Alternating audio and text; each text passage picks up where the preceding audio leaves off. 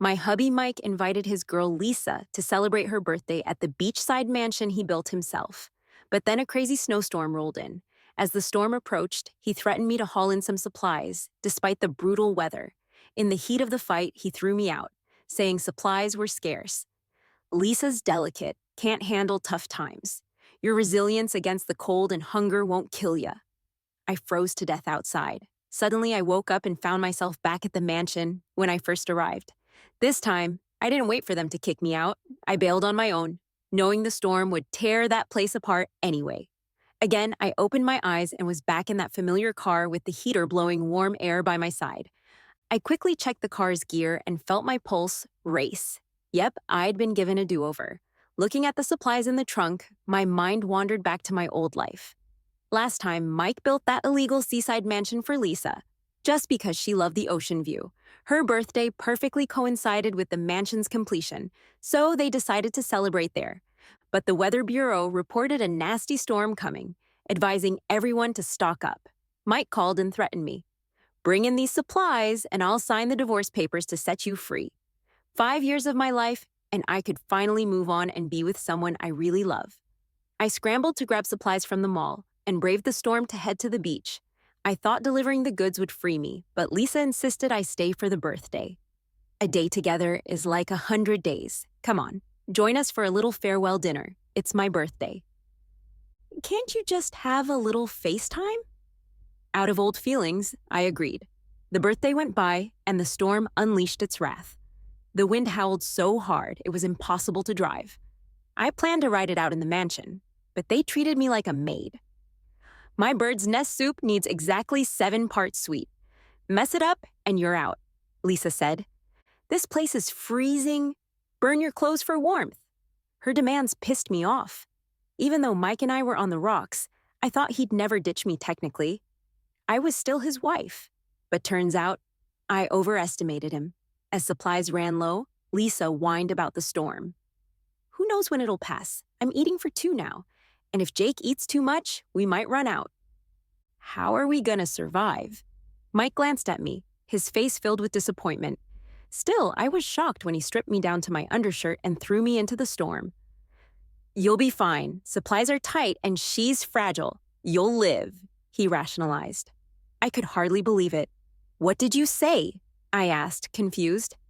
You're a pro-winter swimmer, right? The cold's nothing for you, he snapped. Tears welled up. I pleaded. I won't use the supplies. I'll go hungry. Just don't be heartless. Mike cut me off. No, I won't let Lisa get pushed out by you. I begged at the door, while Lisa lounged on the couch munching cherry tomatoes. Enough already. Once she's out, shut the door. It's freezing. Mike looked at her tenderly. Don't worry, it's bad for the baby. In one moment, he was a devoted hubby. The next, he kicked me out into the cold. I crawled into the snow-buried car, but they'd already hidden my phone. No way to get help. I tried starting the car, but it stayed silent. As I sat there freezing, my thoughts turned to my tragic life. 5 years with Mike, only to be betrayed by him and his lover. I had just reunited with my childhood sweetheart, Jake, a handsome young CEO and the perfect man. I promised him once I divorced Mike, we'd be together.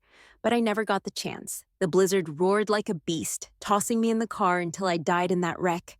My soul floated, watching the mansion crumble under the storm. Seeing Mike and Lisa suffer in the ruins gave me peace.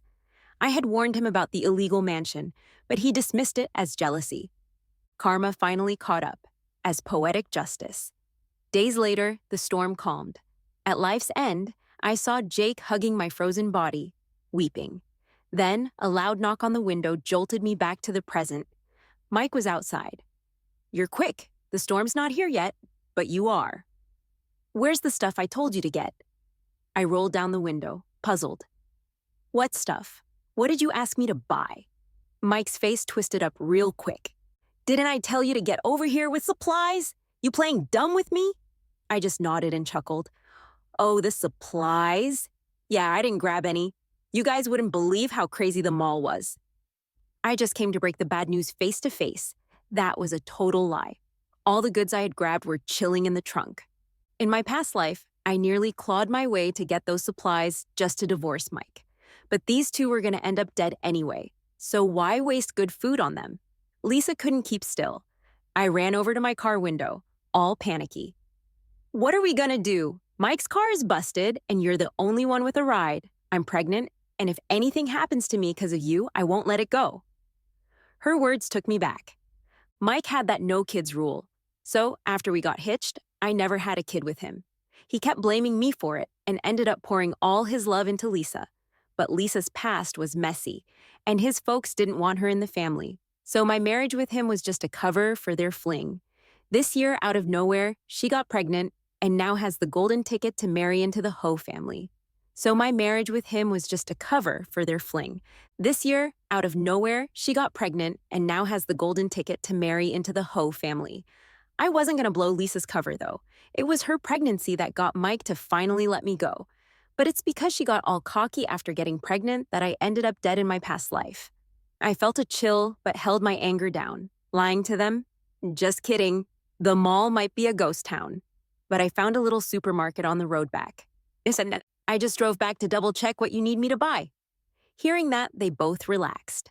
Mike, probably shocked by my sudden generosity, asked if the blizzard was about to hit. And you're gonna risk driving in it? With a grin, I explained, nah, I won't. I checked the alert. Still got time. You better jot down what you need so I can go grab it, all right? Lisa got so excited, she ran inside to get paper for the list. Mike just smirked, touching his chin. Jake, you think this brown-nosing's gonna make me change my mind? Lisa's pregnant with my baby. I'm taking care of her for life. For life. If he gets crushed by a house in a few days, he sure would have taken care of her for his whole life. Holding back from gagging, I smiled and took his hand. Then what do? I'm having second thoughts. Realized I love you too much. Mike scoffed, pinching my cheek hard. And you wouldn't even have a kid for me, blaming me for your inability? Now you're trying to win me over? Too late. You gotta know not every woman can land a guy like me. Like your loser first love, go live with him in his basement rental. I couldn't help but laugh out loud. A guy like him, really? Sure, Mike's got some looks, but Jake's on a whole other level character-wise. Mike's a mess, Jake's way better. When Mike and Jake first met, Jake was just a kid whose business had flopped, but over the years he climbed his way up to CEO. Mike couldn't imagine what a great life I'd have marrying Jake. While we chatted, Lisa came back flaunting the shopping list. She noticed the smirk in my eyes and spoke with a snide tone. Didn't expect some women who claimed they'd split to still act all slutty in private? Mike wrapped his arm around her, soothing. Don't sweat it, babe. She's nothing compared to you. Even if she ran naked down the street, I wouldn't give her a second look. Lisa smiled, tossing the list onto me. Florida on the way there. Don't skimp on gas. If you get swept away by the storm, don't expect us to save you. As she spoke, she cuddled up to Mike. Gotta admit, my luck's better than some. Living in a seaside mansion with a loving partner, while some don't know where to go when the storm hits, So what are you gonna do? Hunker down with your basement boy? Hope the whole shack doesn't blow away, huh? Her queen bee attitude pissed me off, but glancing at the small oceanfront mansion made me cool off quick. I gave a calm smile. Thanks for the concern, but I'll be just fine. Lisa's eyes sparkled and she said, braving the snow to get our supplies. It's only right we offer you shelter. Why not stay with us? The mansion's newly built, and it's got all the amenities.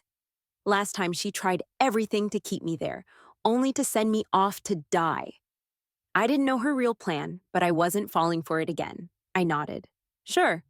No wonder Mike picked you. You're kind and lovely. She beamed at my fake compliment. Can't help it. You just can't match my luck. I stopped buttering her up and rolled down the window, hitting the gas pedal to the highway. Watching that couple in the rearview mirror, I couldn't help but smirk. Hope when the storm crushes their house, they stay this smug. I pushed my driving to the limit, gunning it toward the city. Hit a roadside supermarket for their supplies? Yeah, right. They're as good as dead. No need wasting precious food.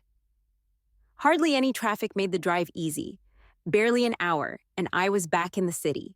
The biggest snowstorm was on the way. Soon, everything would be frozen shut, leaving no transport usable. I strode right into a swanky fortress of a building, a 5-star hotel. This place was the safest spot in the whole city. I walked straight up to the desk and showed the front desk lady my ID and VIP card. She picked up my ID and politely smiled. "Oh, it's Miss Emma, Mr. Jake's wife? It's an honor to serve you. Here's your sweet key card. We'll send the food to your room shortly."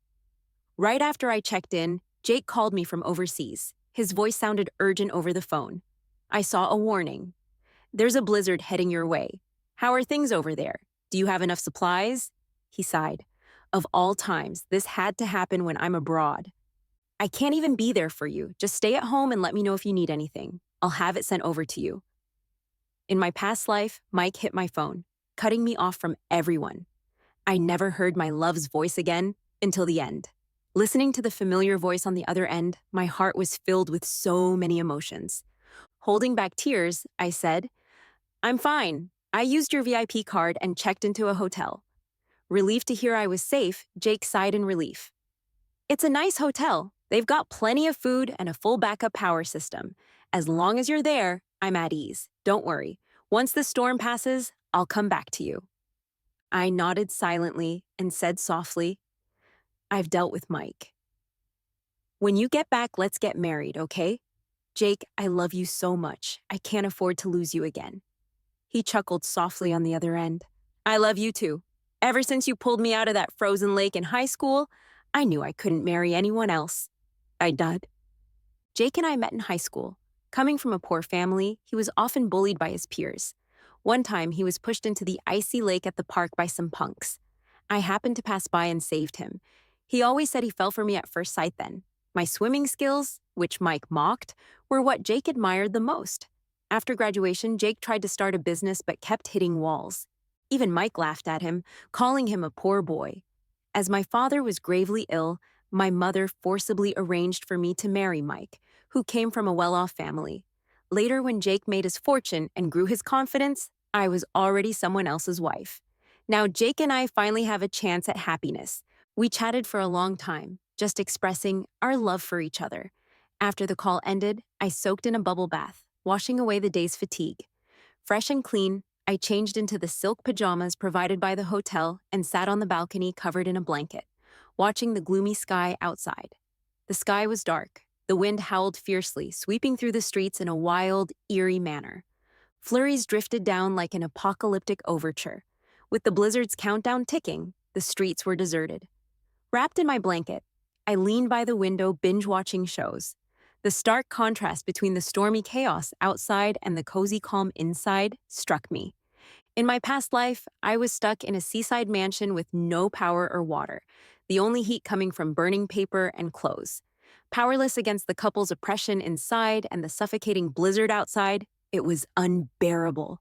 Back then, I thought even if Mike and I weren't lovers or friends, we'd at least leave each other with some dignity. But he locked me outside in a hellish storm. Remembering those grim times, I fell asleep in the warmth of my blanket. Not long after, a shrill ringtone woke me. I rubbed my hair, reached an arm out of the blanket, and picked up the call. Mike's voice blasted, "Emma, how many hours have you been out? Not answering the phone. I thought you were dead. Is that supermarket really that far?" I comfortably turned over, replying lazily, "Why were you cursing me? You know you gotta drive carefully in the snow. What if there's an accident? Are you gonna take responsibility?" "I'm heading to the supermarket as fast as I can." There was a pause on Mike's end.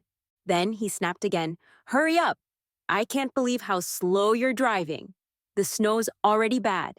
If you can't get back in time, I'm not saving you. Good luck surviving." I calmly said, "Oh." I hung up on him, closed my eyes, and went back to sleep. After dozing a bit more, I couldn't sleep anymore. So I started watching surveillance footage from the mansion. I had secretly installed these cameras when the mansion was built, and neither of them knew about it. Since Mike refused to divorce no matter what, I had to create an opportunity to collect evidence against him. The footage showed a dimly lit living room, adding to the coldness.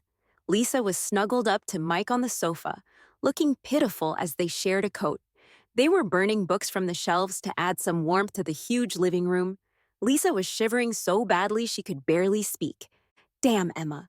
Why isn't she back yet? And this mansion? It's awful. The worst of the snowstorm isn't even here, and the power's out. We can't use the electric blankets we prepared. Mike hugged her tighter, comforting her. It'll be okay. She's so kind and naive she wouldn't abandon us. Kind and naive. That was me in my past life. But this time around, I'd abandon that naive kindness and deal with them properly. I was watching the surveillance when Jake messaged me.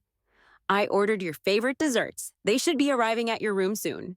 True to the five-star hotel's efficiency, Jake's message came.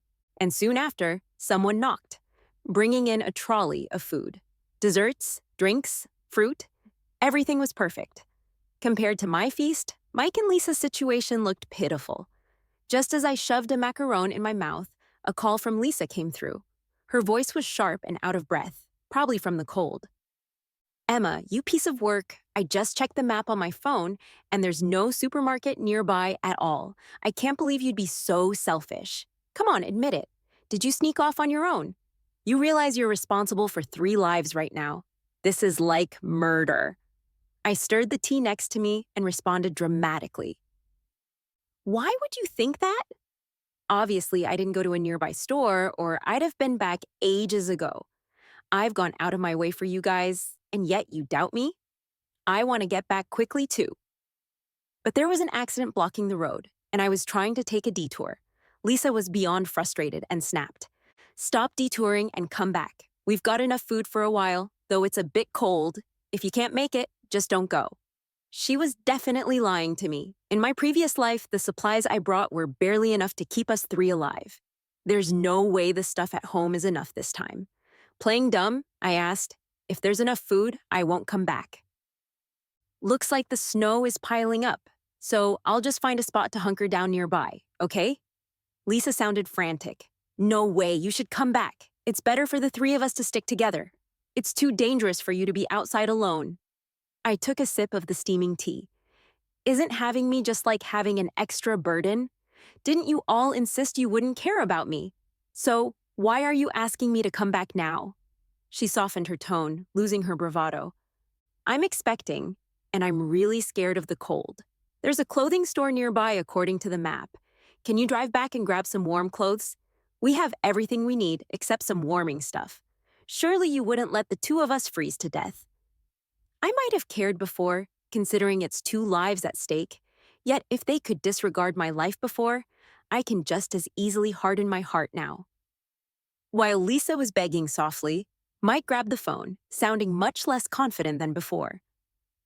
I'm fine, but Lisa's pregnant. She can't suffer.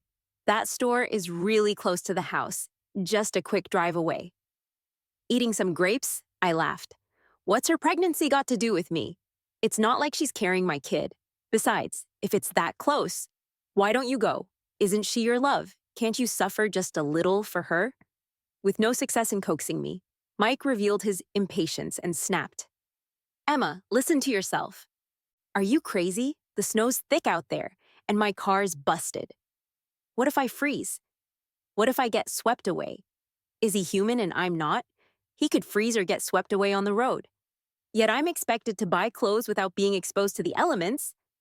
In my past life, he said boldly that such weather surely wouldn't take me, a champion swimmer's life. Now how did he become so fragile? Anger surged through me. I couldn't be bothered to argue. So I just hung up and tossed the phone on the bed. I sat back on the couch, cross-legged, eating the treats from the cart and watching TV. A few hours passed, and the world outside was blurred by the heavy snow hitting the resilient glass. The blizzard had arrived. I couldn't help but wonder about those 2 stuck in a house without supplies, facing the storm. A smirk played on my lips as I pulled up a surveillance video on my phone. Without even needing to see it, just hearing the noise, I could feel the storm's force against the homemade building. The chandelier in the living room swayed perilously with the shaking of the house, threatening to fall at any moment. Lisa was huddled like a ball by the fire, angrily throwing paper onto the flames, her face dark. I used to not see how venomous Emma really was.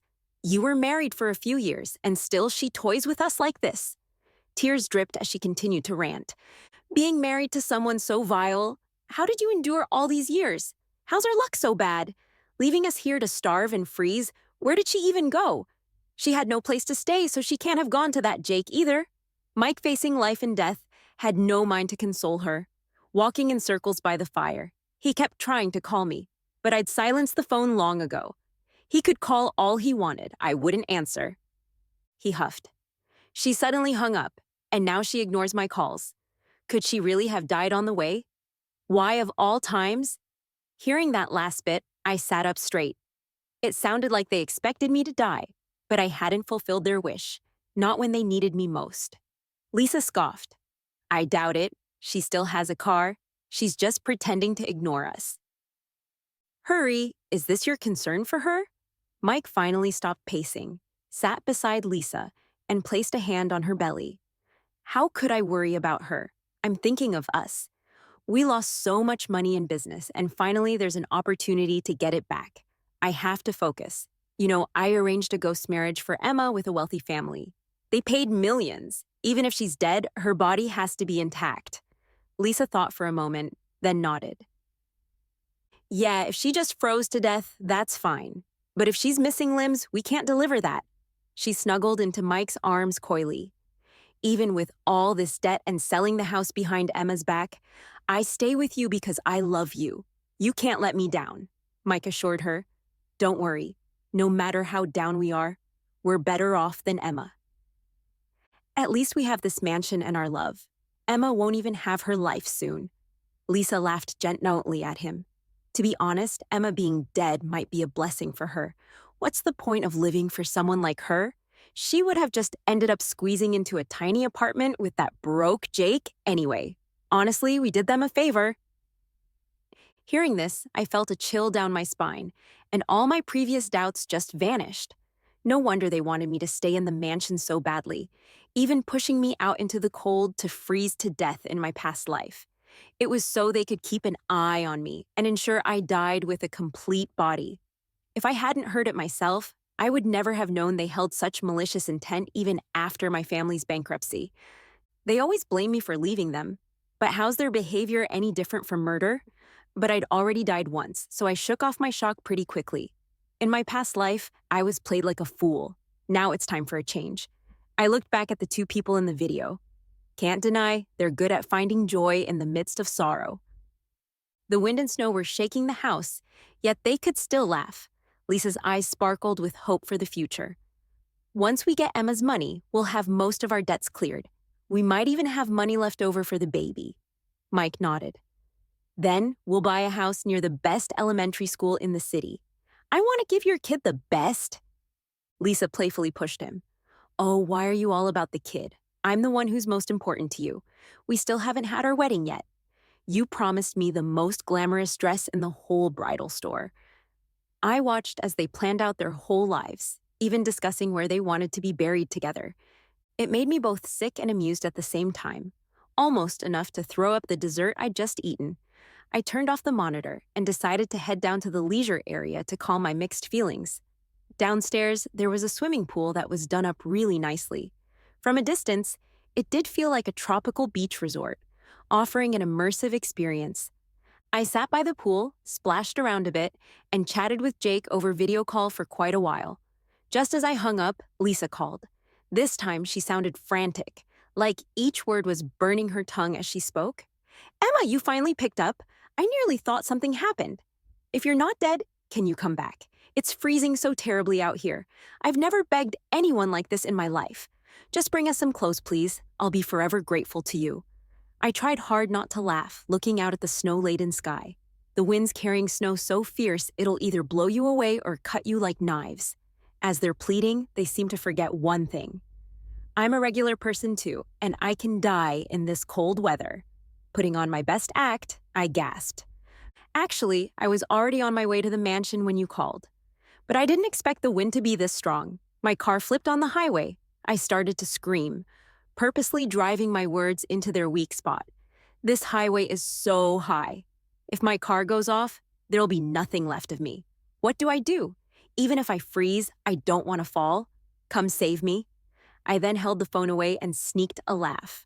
So you want my body for some after-death wedding? Not gonna happen. Good luck without a full corpse. Sure enough, they started panicking over there.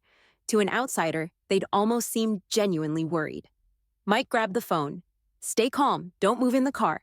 Send me your location, and I'll be right there. The call was filled with the feral sounds of the howling wind, conveying the cold just through sound. Don't panic. Why would I panic? I'm doing just fine. While they advised me not to, they were the ones who seemed ready to freak out. As they chattered about possible solutions, I got bored and shouted out loud. Then, I spun my phone around and tossed it onto the lounge chair by the pool, as if simulating a disaster. With my little act done, I hung up and lay on the chair, laughing nonstop. Life and death are up to fate and fortune lies in the heavens. Whether they live or not, it's on them. They kept calling, but I ignored every single one soon. Notifications started flooding in, and I noticed someone had set up a group chat with the three of us in the group. They were tagging me nonstop with texts mixed with some live photos. Lisa, Emma, are you still conscious? Mike went out to find you. Hang in there. Our future depends on you. Mike sent a photo of the highway and an audio message amid the massive wind noise. Emma, I'm out looking for you. I'm near the clothing store, but I don't see your car. I continued playing dead in the chat.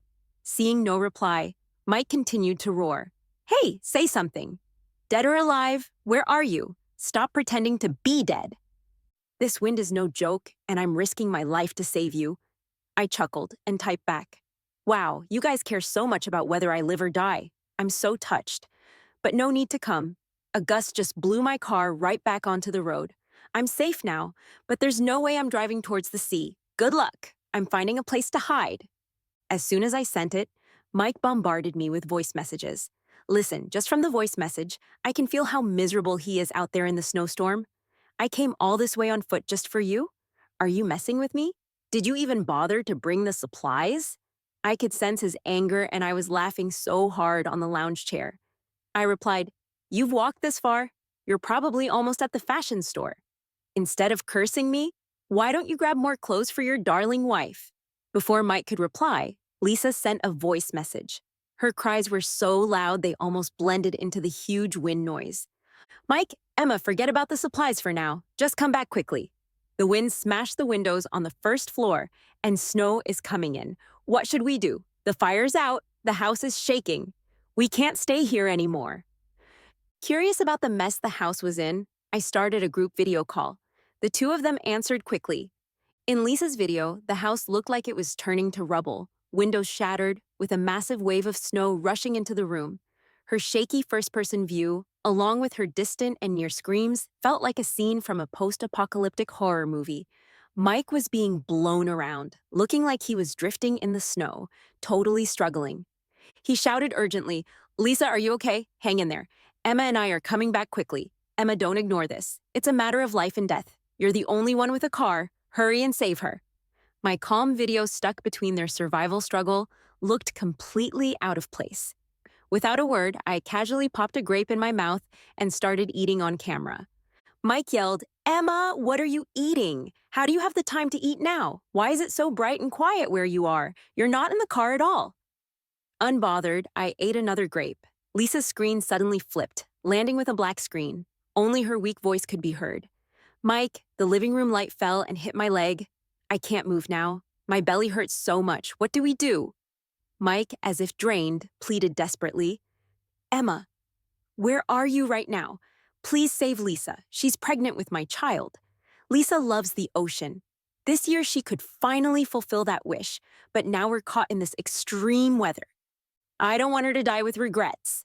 His plea hit my funny bone. I laughed out loud in the video, totally carefree and insolent.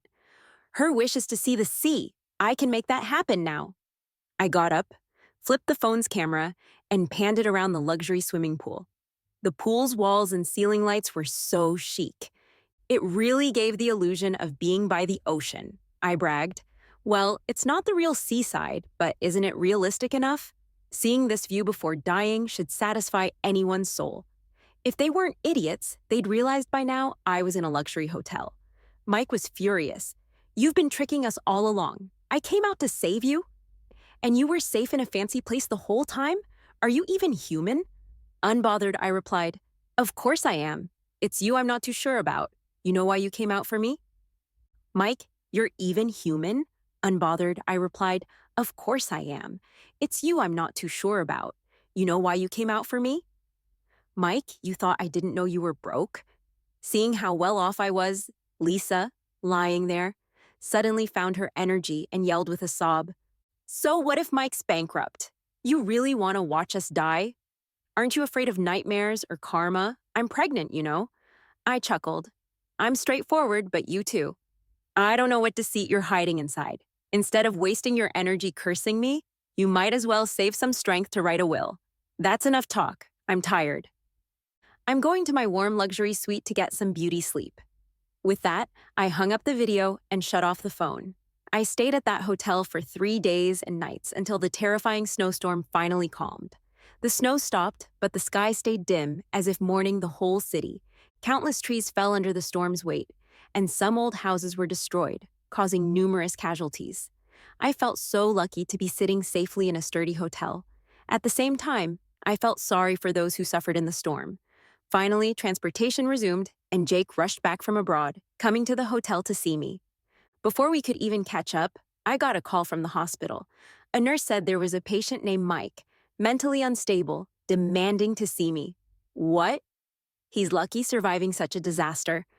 I wasn't the least bit afraid of his request. Jake and I went to the hospital together. I wanted to see what he would do now. Walking the hospital corridor with Jake, I saw a familiar yet strange figure down the hall. It was Mike, but now he was on crutches, visibly missing a leg. I steadied my swirling emotions, then slowly approached him. Mike's eyes were red with fury. As soon as he saw me, he bared his teeth and lunged with a limp. "Emma, you bitch, you really dared to come." Even with one leg, he moved surprisingly fast. He got closer and attempted to slap me, but Jake kicked him aside. Mike clumsily sprawled on the floor, screaming and wailing. "Everyone look here. See this wicked woman named Emma. She went off looking for a man behind my back. She spent the storm living it up in a luxury hotel, not caring if her husband lives or dies. She pretended to cry for help, and I lost my leg saving her, almost lost my life, and now she treats me like this. How can you be so cruel and still stand here?" He screamed so tragically that a bunch of people stopped to watch. A lot of folks felt bad for him, helped him up, and tried to comfort him. I got those unfriendly looks from the crowd. "That couple looks decent, but who knew they'd be such people behind closed doors? Look at what they did to that guy." "Yeah, my dad works with him, and I heard he lost his leg from frostbite, but look at his wife's good health. Doesn't seem like she's been in the cold wind and snow at all." Jake raised an eyebrow and pointed to the patient list outside the hospital room. "Susan, I remember her, your little lover, right? She's still alive, and you dare talk like that. Besides, weren't you the one who first betrayed Emma back then?" Mike immediately shot back. "Yeah, don't think I don't know you've been hooking up with Jake for a while now. Should I stay faithful to you forever? Even if you hate me, you shouldn't take it out on Lisa. She's carrying my child. Now, because you ignored her cries, she's in the ER." He was clearly twisting the story around. But given how miserable he looked, his nonsense sounded a bit believable. In my past life, I was the victim. Now Mike's painting me as a murderer. I just smirked. "Mike, you're good at pinning crimes on others. Your leg was amputated because of frostbite. But what's that got to do with me? Did I make it snow so heavily? Did I make so many people end up in the hospital? If you want justice, maybe take it up with Mother Nature." As soon as I finished, the medical staff came out of the operating room. Sorry, the patient's child was already stillborn, couldn't be saved. Her legs were amputated too, but at least her life was spared. Hearing this news, a smile tugged at my lips. I took Jake's hand, wanting to leave this mess behind. Mike grabbed our legs. "You're not leaving. Lisa and I still need a lot of money for treatment. You're why we ended up like this. You're responsible. Pay up." He looked at Jake with pleading eyes. "Jake, I really underestimated you. Didn't think you'd make it big. Now that you've got money, it's only fair to help us out. Can't just be heartless, right?" Jake gave a cold laugh and kicked Mike aside. "I'd rather donate all my money than give you a cent because you don't deserve it." Mike gritted his teeth. "Emma and I aren't divorced yet. Don't pay up and I'll never sign those papers." Jake laughed louder, laying on the sarcasm thick. "Go ahead. She'll be the one woman you'll never have." With that, Jake wrapped an arm around my waist, and we left the hospital. After leaving, I cut off all contact with Mike and Lisa, focusing on building Jake's company. The company took off. We donated most of our money to charities, becoming ambassadors of goodwill. Jake and I promised to cherish each other forever, even without some fancy marriage certificate. 2 months later, I was pregnant, and soon we'd have our happy family of 3. In the CEO's office, I was on Jake's lap, picking out new home decor. A group of unwelcome guests burst in, making their way up from the first floor. Mike kicked open the office door, holding a live streaming phone. Folks, you're about to see what true justice being delayed, but never denied looks like. Didn't expect it, but there she was, Lisa, pushing her wheelchair into the room, holding a sign. Return my child, return my legs. Looking at our office's fancy decor, she had this envy and cunning in her eyes. She spoke like a justice warrior. Just look, folks, this couple chilling in such luxury while my unborn child and my family's happiness were destroyed by this wicked woman. I stayed calm in Jake's arms. Cut it with the justice nonsense. You're here for money, right? Mike pointed his phone at us. Yeah, we want money. You made us lose our legs and our baby. A life's $1 million, so $3 million in total. I flashed a peace sign at the camera, joking, "Is this live? Make sure you use a beauty filter." Mike's buddies chimed in. "Of course it is. How else could we capture your crime?" You don't get it. Mike's already blasted your crimes online. Everyone's waiting for your judgment. I opened the live stream and saw tons of hateful comments. Those two are out of control. They gotta be taught a lesson. Abandoning your husband on a snowy day to live it up with another guy? Worse than a villain. Jake and I had been pretty focused on the company, not paying much attention online. Which was fine. Out of sight, out of mind. I flipped open my phone gallery, showing a video towards Mike's camera. The clip showed a man and woman having a good chat around a fire. They said, "I secretly arranged a ghost marriage for Emma. The other party's rich offered millions. Even in death, I wanted her body to be intact. It was actually a good thing that Emma died. So, for someone like her, what's the point of living anyway? We're doing a good deed." That was exactly what the surveillance footage captured, which I recorded just in case. Once the video got out, the attitude in the live stream completely flipped. Even the friends Mike brought in for support started to have second thoughts. "Mike, you didn't tell us about this." "It's clearly you guys in the video. You know ghost marriage is illegal, right? You also said you'd share the money with us, but now it's clear you've been playing us. You were the ones plotting all along. We're done here." Those guys weren't ones to overthink. They tossed their banners aside and walked off without another word. Suddenly, Mike and Lisa looked like they had swallowed something disgusting. Jake patted me on the head and then spoke slowly to Mike. "Mike, you seem upset, but how can you be sure the baby Lisa was carrying was yours?" Mike's expression turned even darker. "What do you mean?" Jake didn't want to say much. He tossed the paternity test report right in front of Mike. "When Lisa had the miscarriage, I had a DNA test done with the baby's remains and your DNA. See for yourself." Considering our past, I reluctantly held on to it. "This can't be. It's impossible." He shook Lisa's shoulders violently. "Lisa, tell me this isn't true. Was the baby someone else's?" With the evidence plain as day and guilt gnawing at her inside, Lisa was lost for words. Her pale face said it all. The next second, dozens of police officers closed in, surrounding the two, ready to bring them to justice. Mike glared angrily at Lisa. "I loved you so much and you betrayed me? Why did you and Jake have to betray me?" Before he could finish, Mike pulled a fruit knife from his pocket and stabbed Lisa in the chest. Lisa couldn't even scream before she collapsed, dead under Mike's blade. "This is what you get for cheating. This is the end for both of us anyway, so let's die together." He lost it completely and tried to push past the police to stab me and Jake, but before the knife even got close, Mike was shot and fell dead on the spot. Later, their bodies were taken away. The police also dealt with the online trolls who had led the campaign against Jake and me. This whole fiasco finally cleared our names. After everything, Jake and I moved to a new city to start fresh. Soon after we got our marriage license, we had a beautiful wedding by the sea during a breezy summer in the fall. I gave birth to my first daughter, the love between Jake and me personified. We named her Anna. I hope from now on our life will be peaceful and happy.